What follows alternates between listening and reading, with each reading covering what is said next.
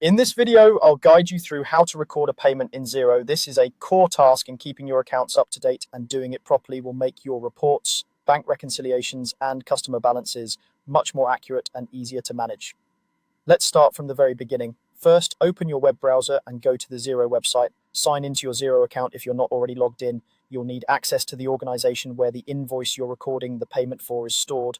Once you're in Xero, look at the main menu bar at the top of the screen. From there, click on the option labeled Sales. This is where Xero keeps everything related to the money coming into your business, including quotes, invoices, and credit notes.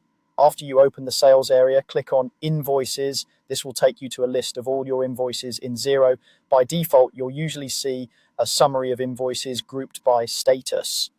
Next, you want to narrow this down to just the invoices that are still unpaid. To do that, click on the Awaiting Payment tab or filter. This view shows only the invoices that have been issued to customers but haven't yet been fully paid, which is exactly what we need. Now look through the list of invoices and find the one you want to record a payment for. You can scroll through the list, or if you have a lot of invoices, you might find it easier to search by customer name, invoice number, or date. Once you find the correct invoice, click on it to open the invoice details page.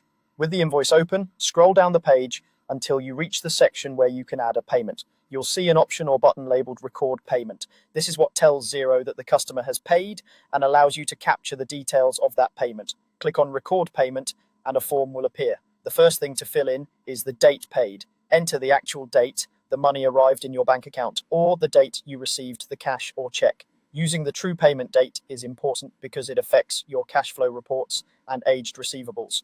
Next, select the account that the money was paid into. This might be your main business bank account, a savings account, or even a cash on hand account, depending on how the customer paid you.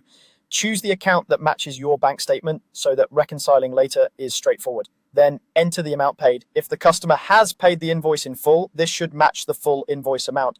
If it's only a partial payment, enter just the portion they've paid. Xero will track the remaining balance automatically. You'll also see a field for a reference. This is optional, but it can be very helpful. You can add things like the customer's payment reference, a check number, or a short note such as online transfer or part payment. These notes can make it easier to understand the transaction later.